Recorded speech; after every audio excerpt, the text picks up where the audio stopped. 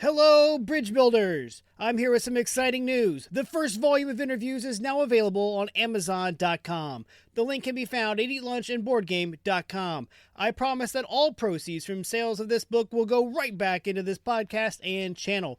Whether that is new and better audio equipment for the podcast, or video equipment for the YouTube channel, or even more games to review, the money will not be wasted. Click over to Amazon and get your copy of Eat Lunch and Board Game, the first course today. And thank you for supporting the show.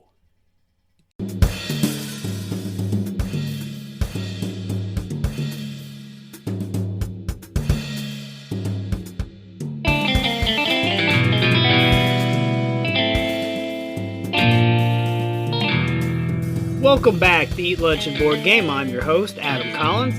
And if you aren't aware, that opening theme song was written by my son, who is 8 years old, on his version of GarageBand on his iPad. I wanted to start off my podcast with the game that started all this from my office. But as I dug into how I wanted the podcast to work, I realized there was just too much to talk about when it comes to the Settlers of Catan. So here's a quick story of the spark that lit the fuse on this whole lunch hour board gaming phenomenon. I was at lunch one day with a coworker and I was playing the Catan app on my phone. He asked what I was playing and I told him and explained that it was a board game as well. So I brought it into the office, we found a third person so that we could play. Then a fourth person started showing up, then a fifth, and now here we are 5 years later, we have a thriving group of coworkers who come to play every day. Settlers of Catan, or just Catan as it's known now, came out in Germany back in 1995. It was designed by the now living legend Claus, who, by the way, is releasing his memoir. It was due out in November of 2020, but it got pushed back to March of 2021. What people do not know, though, is that it won Teuber his 4th Spiel des Jahres award. That's the coveted German Game of the Year. He won his first back in 1998 for Barbarossa. He won again in 1990 and 91 for Hoity Toity and Wacky Wacky West. Those are the English translations for his German games that I decided not to butcher. Catan is now published by Catan Studios, as they have separated from Mayfair Games and Cosmos. Catan is a resource management game where you collect resources to build roads and settlements, convert settlements into cities, or purchase development cards to aid in your quest to settle and develop the island of Catan. The first person to 10 points wins the game. It plays 3 or 4 players with the base game, but it can be extended out to 5 or 6 with a relatively inexpensive extension. The recommended age is 10 and up, and it has been marked as the game that started the revolution of board gaming. It currently holds a 7.2 out of 10 on Board Game Geek with over 88,000 reviews, and it sits 334th overall. I believe that this is because some people just like to hate what is great. Rule clarity. Catan is a thicker rulebook than most lunch hour games. It is 16 pages long. There are a lot of rules to Catan, but once you know them, they are simple, make sense, and you shouldn't have to refer to the rulebook again. The rules are very clear. If you know somebody who already knows how to play the game, it might be easier just to have them explain it to you. Time to explain to newcomers. As the length of the rulebook would seem to indicate, it does take longer than most games to explain. This is not one of those games that you can explain as you go. You basically have to explain it all as you set it up, and then more as the game plays out. The first game with one or more newcomers will probably not finish in the hour. Knowing this going in, however, you can take the opportunity to really teach them some of the basic strategies. The gameplay. Setup of the Island of Catan can be anything from completely random or a preset based on a specific game you want to play. There are some more balanced island setups that you can use for beginners. Yet, in my office, we just let it ride for the most part. We lay the border, then shuffle and fill in the hexes. Then, do the same with the number chits. Sometimes we'll go back and move things around so that there are not clumps of resources in one area, or 2 red numbers together, or anything else that just looks a little overpowering, like a sheep poured up against 2 sheep hexes with a red number. Each player selects a color and has a bag containing all the pieces for the game. There are 4 cities, 5 settlements, and 15 roads in each bag. Unless you're my friend Andrew, whose dog has eaten an orange road. We roll a die, and the highest number rolled gets to go first. Placement is done serpentine style, so the first person places first and also last. The last person places fourth and fifth. You get to place 2 settlements total, starting you with 2 points on your quest for the 10. To place a settlement, you choose an intersection of the hexes and put it there. Then lay a road adjacent to the edge of the hexes. The next player repeats this process, but must maintain at least 2 edges from every other settlement placed. When your second settlement is placed, you receive the resources associated with the hexes you have settled. The development cards are set off to the side along with the leftover resource cards. The longest road and largest army achievement cards are also set off to the side, and you are ready to start. Gameplay for Catan is relatively simple. On your turn, you roll the dice, and the hexes that match the result pay out their corresponding resource to anyone with a settlement or city on that hex. There are 5 resources: brick, wood, wheat, sheep, and ore. You are trying to collect sets that allow you to build new roads, build more settlements, or upgrade your settlements into cities. You can also purchase development cards that can aid you with things like free road building, free resources, or a buried victory point. On your turn, you can barter with your opponents and build as you see fit. When you are done building or buying, or simply out of options for trading, play goes clockwise. With an understanding of the rules, the game flows very well. As the game reaches its closure, it can get extremely intense. A die roll can mean everything.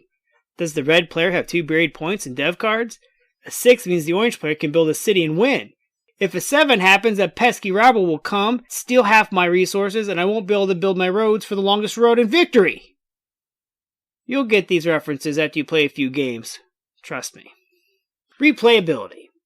With the various setups, both in positions of the hexagons and the numbered chits, the replayability is very high. Each game is different.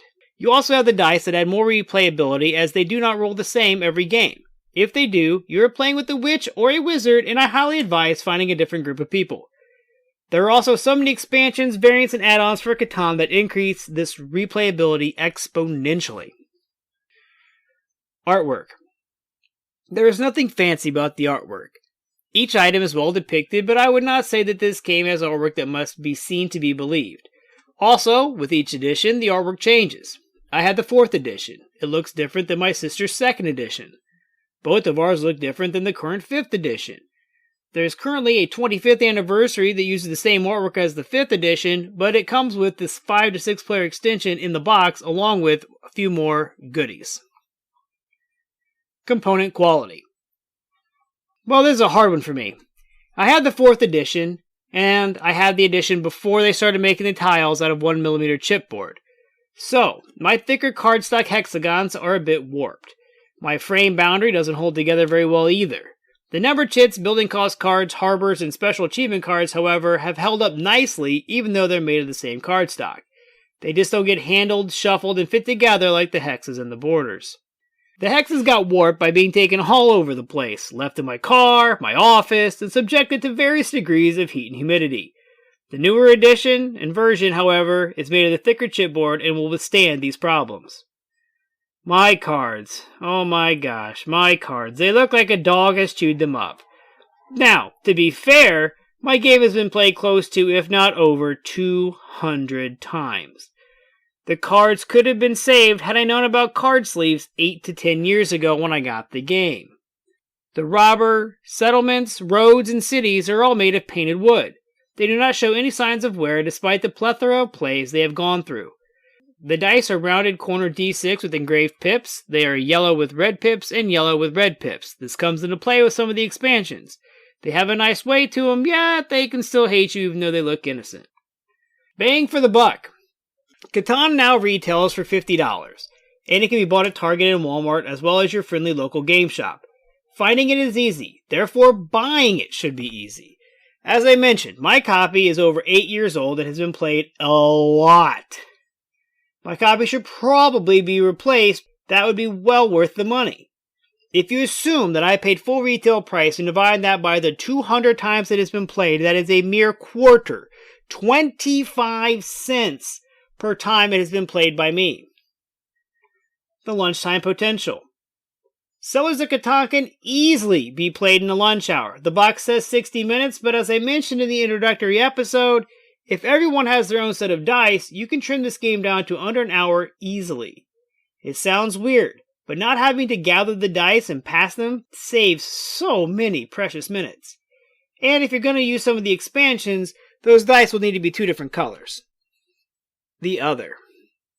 So in the other section, I want to cover ways to make your gaming experience better. Catan has been around for 25 years. There are numerous expansions, extensions, variants, scenarios, add-ons, and even more. If you go to Etsy and type in CATAN, over 1,500 items will return to you, and you will be tempted to buy many, if not all, of them. I received the box organizer as a Christmas present off of Etsy. This was the first of many box organizers I have purchased in my time. It allows for you to carry more than just the base game in your base game box. I have found this to be invaluable. It allows me to set up a special game and put all the pieces and extras needed for that one specific game in my box the night before. That saves a ton of setup time the next day.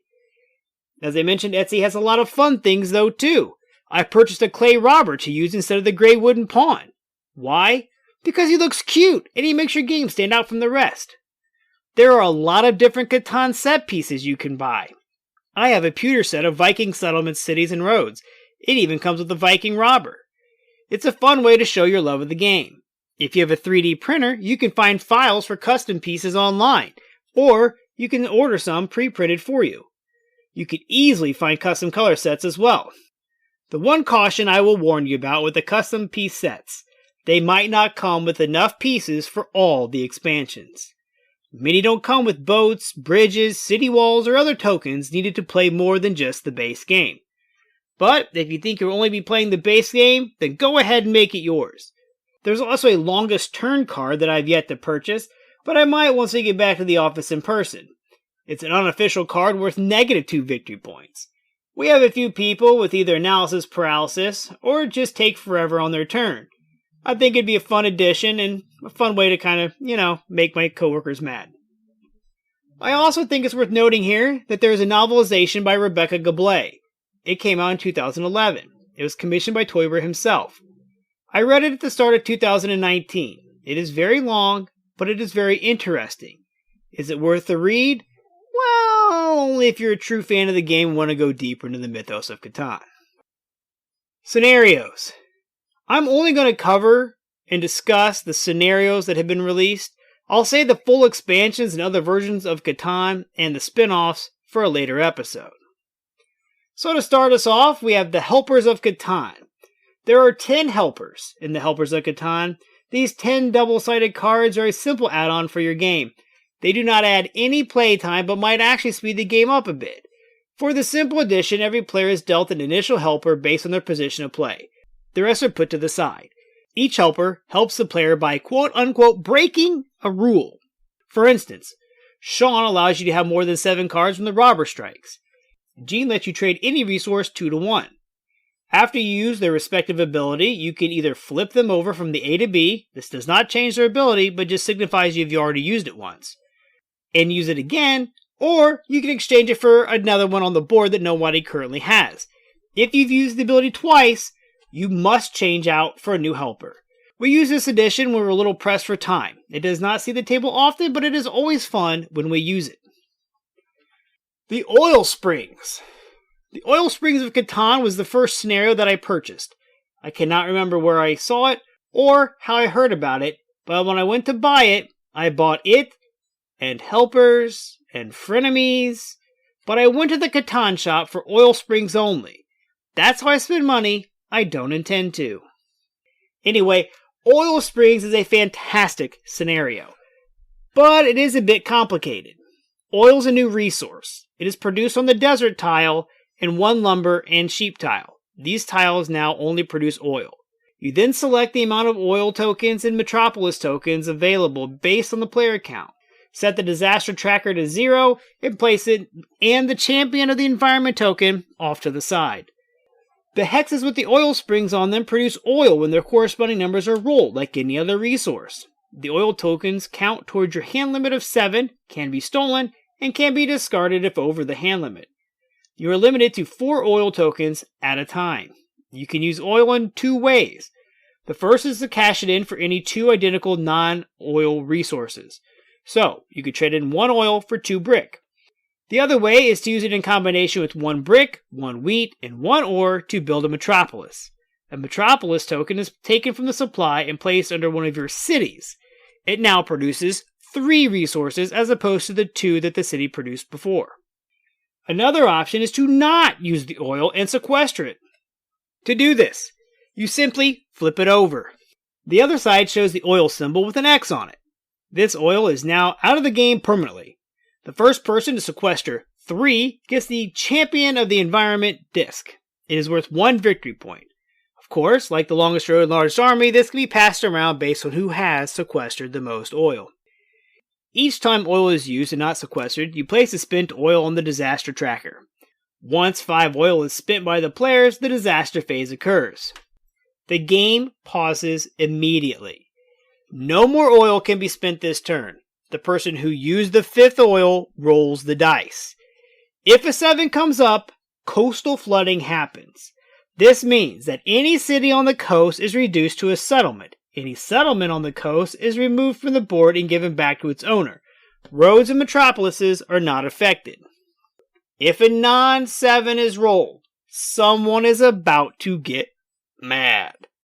Whatever number is rolled, one of those chits is coming off the board. For example, if a 9 is rolled and 2 chits remaining on the board have a 9, assign even and odd. Roll 1 die and remove the affected chit. If there's only 1 9 left, it's gone. When a number is removed, that hex no longer produces its resource. Unless it's an oil spring, because pollution does not affect the oil springs. Whichever outcome occurs, move the disaster tracker marker up 1 and return the oil to the supply. If you ever trigger a 5th disaster, the game ends because the island has been destroyed and the player with the Champion of the Environment token wins. The rules call it a Pyrrhic victory, meaning that the win came at such a devastating cost that the win is barely better than a loss. I know it sounds complicated, and it is considering the ease of the other scenarios. Oil springs, however, is a lot of fun. Trying to balance the spending and sequestering adds more strategy. The game type is not affected because it is easier to score points, but 12 victory points are now required for victory. There are a few minutiae that I did not cover, but they are all in the rules. I advise picking this up if you can find it. It's typically less than $10, but apparently it's out of print right now. I would look into eBay. We take our Catan very seriously in my office. We even have a traveling Catan trophy. We have rules governing it, like you have to defend it or you forfeit the trophy. Why am I telling you this? Well, the next scenario I'm going to tell you about is Frenemies, which came out in 2012. This scenario actually encourages you to be nice to each other. Why would you do this? For favor tokens, of course. These new additions can be cashed in for various actions depending on the color and guild they are from. So, how do you earn these favor tokens? Man, I'm glad you asked. There are 3 ways to earn them. The first 2 are simple, but the third one's a bit more, well, not so simple. The first is to move the robber harmlessly. This means to move the robber to a hex that has no settlements or cities on it. Or you can move it back to the desert and you choose not to steal from anyone built on the desert.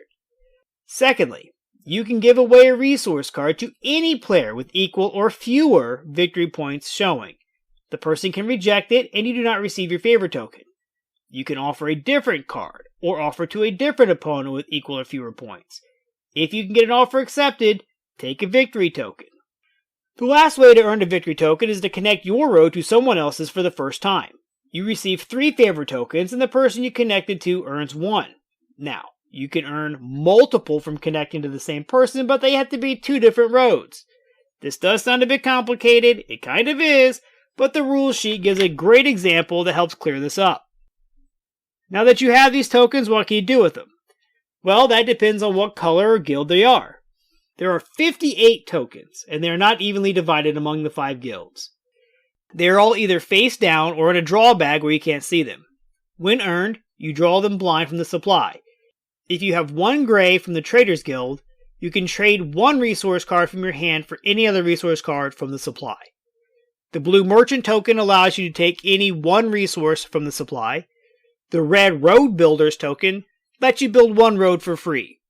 The Gold Scholars Guild requires 2 tokens, but you get a free development card. And lastly, 2 green Master Builder tokens give you a free victory point. Now this may sound like it speeds the game up, but it does not. You now play to 11 points instead of 10, and this kind of evens back out the playtime. It is a fantastically hilarious expansion and variant to play with. We don't use this one often enough. I think we just have so many ways to augment Catan that we just cannot give all of them the table time that they deserve. The Santa Claus and Easter Bunny. Oh man, this is one that my brother got me for Christmas because, well, I think it's kind of obvious why he got it for me for Christmas. This small variant comes with a Punch-Out Santa, a Santa's Workshop tile, and 11 presents, which are actually just chits that show the other expansions and extensions for Catan. After you set up the standard game, remove the tile with the 2 on it, and replace it with Santa's Workshop, and place the 2 chit on the hex with the 12. This hex now produces on 2 and 12. Place Santa in his workshop and set the presents off to the side. You are now ready to go. On your turn, you can pay Santa 1 sheep to move to a hex without the robber, and everyone built on that hex receives a present. Or you can give him 2 sheep and he will chase the robber back to the desert. Once you have 2 presents, you must trade them in for any 1 resource of your choice. The robber can never enter the hex with Santa, so you can use him to protect your high-producing hexes. During the COVID-19 pandemic, Catan Studios reskinned the scenario with the Easter Bunny as a free print and play on their website. This little scenario edition does not add a lot of playtime, but it does give you something to do with all the excess sheep you constantly have. Lastly, I want to talk about global warming. So this is an interesting variant that you can download for free from www.pnparcade.com. That's Paul, Nancy, Paul, arcade.com. I downloaded the 18-page file on a whim. I printed it out, laminated it, cut it up, and talked a few of my coworkers into playing it with me. It is not an official Catan Studios release. It is, however, a load of fun. It is reminiscent of the oil spring scenario where you make decisions that are beneficial to you, but they could be harmful for the island as a whole. The setup requires a completely new set of chits that are part of the PNP files. They are the same spread of numbers, but they are double-sided. Replace the ones in your base game with these. Use the yellow side to start the game. Set the green city tokens, green guardian card, and the new crisis cards off to the side. Also, you need to set the greenhouse gas marker to 1. Now, after every roll, before resources are given, you must consult the greenhouse gas tracker. If your roll is higher than the target number, draw a crisis card. These are always bad. They tell which hexes are affected, and then, left to right, whichever number matches a chit of that type on the hex is flipped over to the red side. The red side lowers production by 1 dice combination, so 5 becomes 4, but 9 becomes 10. Both 2 and 12 are just immediately removed from the game. If at any time a chit needs to be flipped but it's already red, it is removed and the GHG level goes up 1. If the roll is below the target number, resources are distributed as normal. Unless, if everyone on the hex decides to not take resources, the GHG level goes back down 1 on the track, though it may never go below 1. Or, everyone on the hex can decide to intensify production, doubling whatever they would normally receive, meaning 2 for a settlement and 4 for a city. This, conversely, pushes the GHG level up the track 1. Another way to reduce the GHG level is to build a green city. To do this, add 1 wheat and 1 ore for a total of 3 and 4 respectively, and place 1 of the green markers under your city. The first person to do this twice receives the Green Guardian card worth 2 victory points. The last way to reduce the GHG level is to pay the green tax. Win 7 rolls, if every player agrees to pay 1 resource to the bank, the robber is moved back to the desert and the GHG tracker moves down 1 spot. If anyone can't or doesn't want to pay it, someone else can pay it for them. Otherwise, the robber moves as normal. There are a handful of ways to move the tracker up towards destruction. Every time the longest road or largest army card is won or moved, move it up the ladder. Every city that's built that's not a green city, move it up the ladder. That makes 5 ways to move it up and only 2 ways to move it down. Like with oil springs, there is a delicate balance of what is best for the individual and what is best for everyone else. If the tracker ever hits 13, the game is over and everyone loses. If 5 numbers ever come off the board, everyone loses. I've only been able to get this version out on the table once. The game went super fast. Everyone, not me, was worried about the GHD level. I just plowed ahead and won while they were all trying to figure out how to be conservative and save the island. I don't quite think I played this correctly. It is a little more complicated than a simple scenario, but it is on par with the complexity of oil springs. The PNP file comes with discussion questions and topics, so if you're a science teacher, this free download is totally worth it. In summary, Catan is not only my favorite game, it is the game that got me back into gaming and away from the mainstream games. It also introduced me to this new board game renaissance. It was love at first roll. Without Catan, I would not be doing this right now. The newest edition has better quality hexes and border pieces. I obviously advise sleeving your cards for sure. I thought about getting sleeves for mine, but I think that's more like trying to put lipstick on a pig. This game is universal. It has been translated into over 20 languages. I actually have the Romanian and Japanese versions that a coworker brought back for me. Chances are there's somebody in your office that already owns Catan or at least knows how to play. This would be your best way to learn it. And you could build a bridge. I give this game a full recommendation. It is iconic. It is important to the gaming hobby. It is flat out amazing and fun. You can follow me on Facebook at www.facebook.com/eatlunchandboardgame, or you can email me at eatlunchandboardgame@gmail.com. And remember, board games build bridges.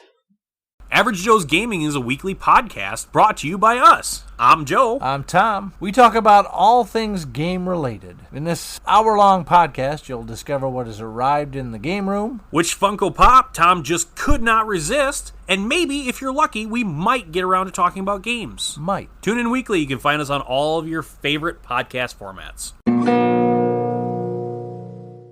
When you're gaming, why not be comfy? Go over to supportplayer.org. Click on the cards, pieces, and dice to get some merch. These t-shirts are some of the most comfortable I have ever worn. That's supportplayer.org, and there's a link on eatlunchandboardgame.com.